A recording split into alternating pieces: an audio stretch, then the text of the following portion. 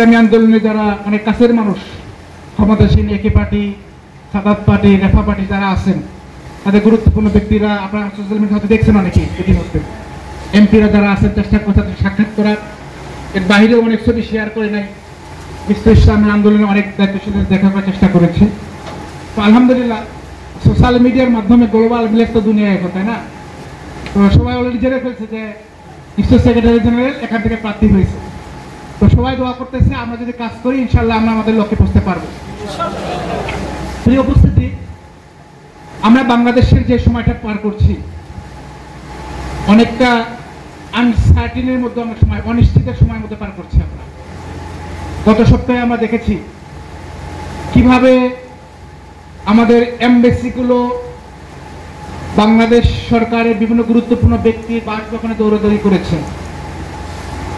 আমরা দেখেছি রাষ্ট্রের অনেক গুরুত্বপূর্ণ কর্মকর্তাগুলো একজন আরেকজনের বাসভবনে দৌড়াদৌড়ি করেছে।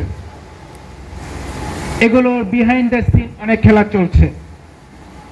আমরা শুধু দোয়া করি আল্লাহ রাব্বুল আলামিন যেন যথাসময়ে আগামী ফেব্রুয়ারি রোজার আগেই যে নির্বাচনের সিদ্ধান্ত হয়েছে সেই নির্বাচনের সিদ্ধান্তের মাধ্যমে একটা স্থিতিশীল বাংলাদেশ তৈরির জন্য আমাদের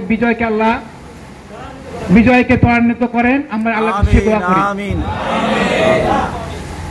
যারা নির্বাচনকে ডিলাই করতে চায়, দেরি করাতে চায়, বসে বসে নির্বাচন ছাড়া বসে বসে যারা 1 বছর আগে মেসের ভাড়া অন্যদের কাছে চেয়ে নিত, তাদের এখন তারা শত কোটি টাকার অনেকে মালিক হয়েছে। এরকম অসংখ্য এই সমাজের নতুন অনেক মুখ চলে এসেছে। তারা সহজে চাচ্ছে না নির্বাচন হোক। নির্বাচন হলে বসে বসে বাংলাদেশের সার্কিট হাউসগুলো ফ্রি ব্যবহার করা বন্ধ হয়ে যাচ্ছে। নির্বাচন না হলে অনেক সুবিধা গোষ্ঠী তৈরি হয়েছে বাংলাদেশকে অস্থিতিশীল করে, যারা অনেক ফায়দা নিতে চায়। বাংলাদেশ জামাত ইসলামী একটি দায়িত্বশীল সংগঠন হিসেবে সব সময় বলেছে, আমাদের জাতীয় সমাবেশে আমরা বলেছি, আমাদের অনতিবিলম্বে লেভেল প্লেইং ফিল্ড করতে হবে, নির্বাচনের পরিবেশ তৈরি করতে হবে এবং দ্রুত রমজানের আগে নির্বাচনের দেওয়ার মাধ্যমে একটি নতুন বাংলাদেশের পরিচালনা করতে হবে। আমরা সরকারের কাছে আহ্বান জানাই, সরকার অনতিবিলম্বে সেই পরিবেশ তৈরি করার মাধ্যমে যথাসময়ে নির্বাচন দেবে ইনশাআল্লাহ। প্রিয় উপস্থিতি, আমাদের বাংলাদেশের এই মুহূর্তে সবচেয়ে আলোচনার বিষয় হলো ডাকসু নির্বাচন।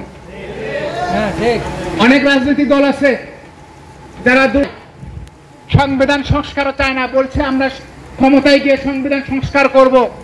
এই বিভিন্ন পন্থা অবলম্বন করে ডাকসু নির্বাচন বন্ধ করার জন্য পায়তারা শুরু করে দিয়েছে।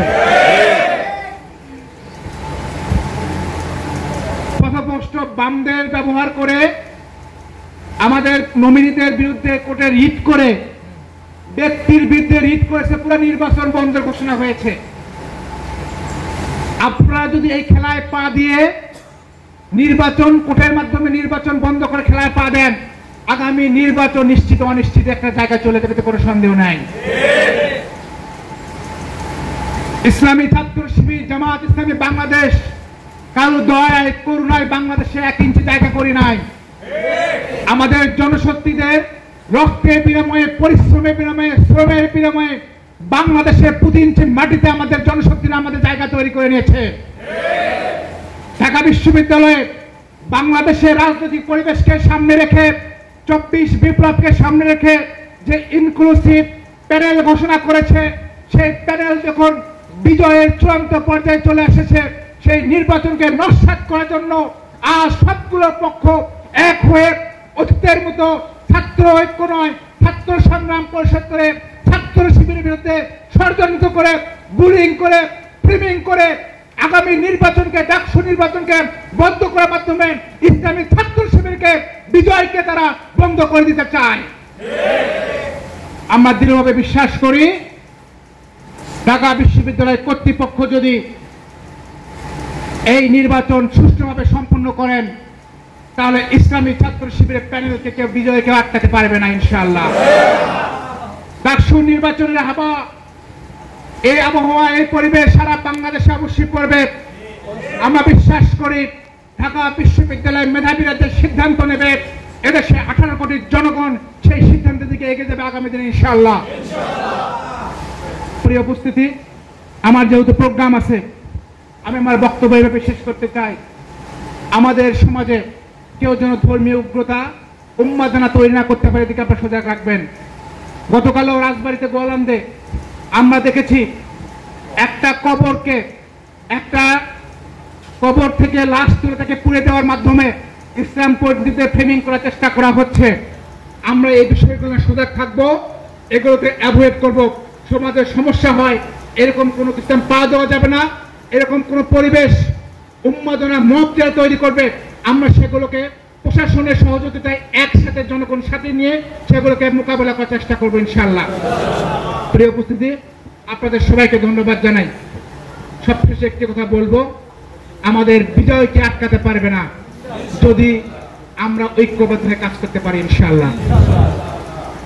আমি বিভিন্ন কথায় বলেছি, বিভিন্ন জায়গায় বলেছি, আমাদের ব্যক্তিগত দায়িত্বশীলদের সাথে আমার ভাইয়ের সাথে মতামতের চিন্তার পার্থক্য থাকতে পারে, কিন্তু এই একটি জায়গায় এসে আমরা যদি ঐক্যবদ্ধভাবে কাজ করতে পারি ইনশাআল্লাহ দাঁড়িপাল্লা প্রতীকে বিজয় আমাদেরকে আটকাতে পারবে না ইনশাআল্লাহ।